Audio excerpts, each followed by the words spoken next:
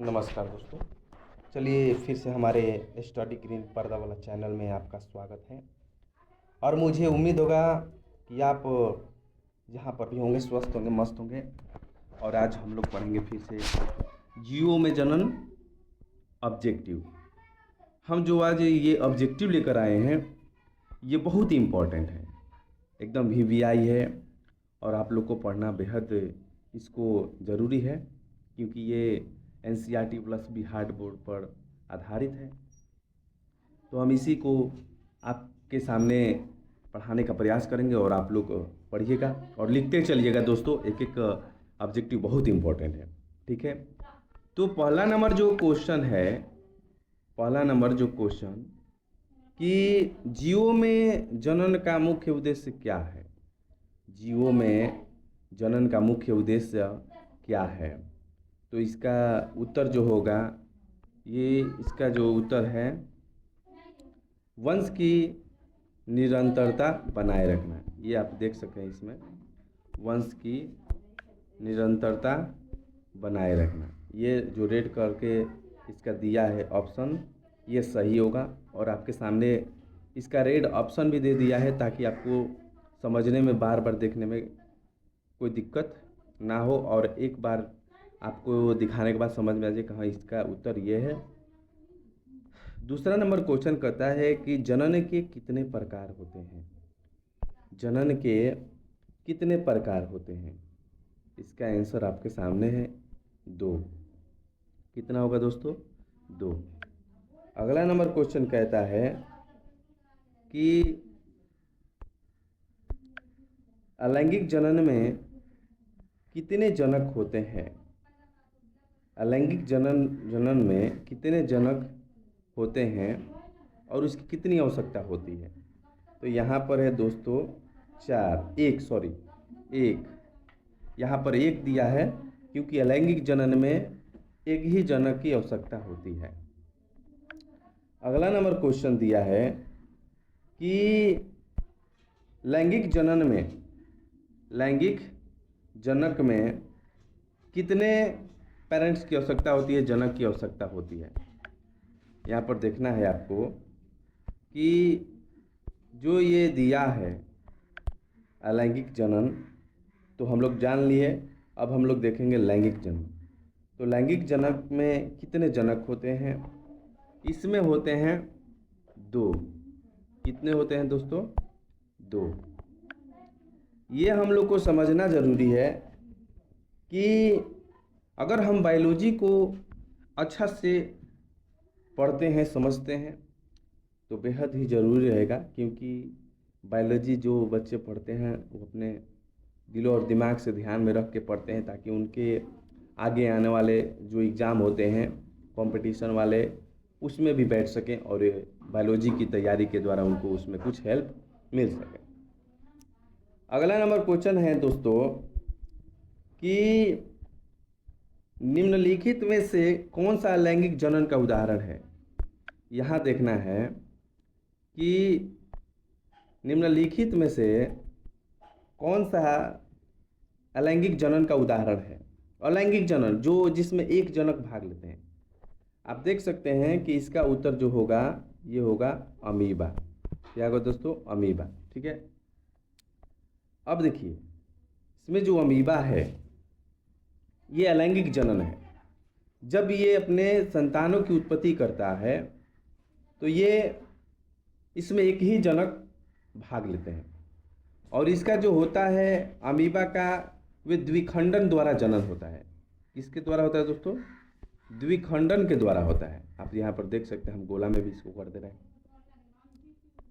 अगला number question कह रहा है कि निम्नलिखित में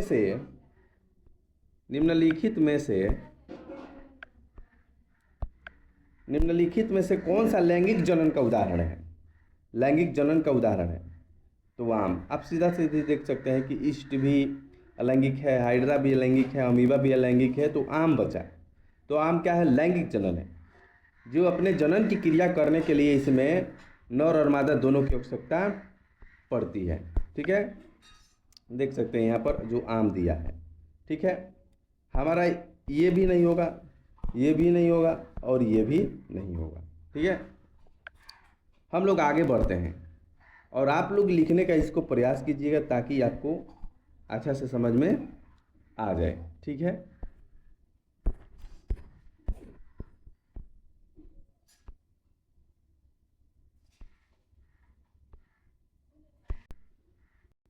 अब इसमें आप देखिएगा कि जो 7वां नंबर क्वेश्चन आ रहा है, 7वां नंबर क्वेश्चन बहुत इम्पोर्टेंट है।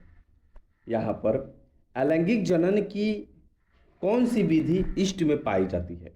बहुत अच्छा क्वेश्चन है, समझने लायक है कि अलैंगिक जनन की कौन सी विधि ईस्ट में पाई जाती है। इसका आंसर होगा दोस्तों मुकुलन। क्या होगा? मुकुलन। अलैंगिक जनन की कौन सी विधि ईस्ट में पाई जाती है? तो मुकुलन, ये ईस्ट में पाई जाती है।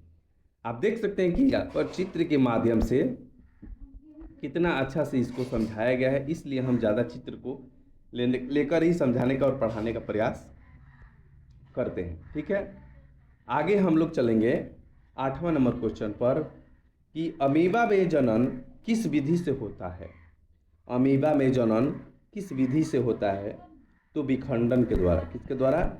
विखंडन के द्वारा। ठीक है, अगला 9 नंबर क्वेश्चन पर आप लोग जरा ध्यान दीजिएगा कि हाइड्रा में अलैंगिक जनन किस विधि से होता है? हाइड्रा में अलैंगिक जनन किस विधि से होता है?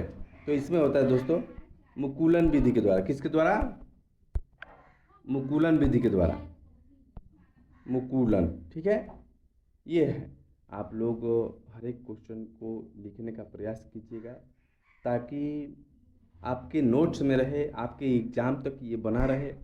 और ये एग्ज़ाम तक आप जब बना रहेंगे, अपने नोट्स में बनाए रखेंगे, तो ये हमेशा आपके पास रहेगा। आप कभी भी इसको निकाल कर रिवीजन कर सकते हैं। ठीक है, हम लोग चलते हैं अब नेक्स्ट नंबर क्वेश्चन आंसर पर।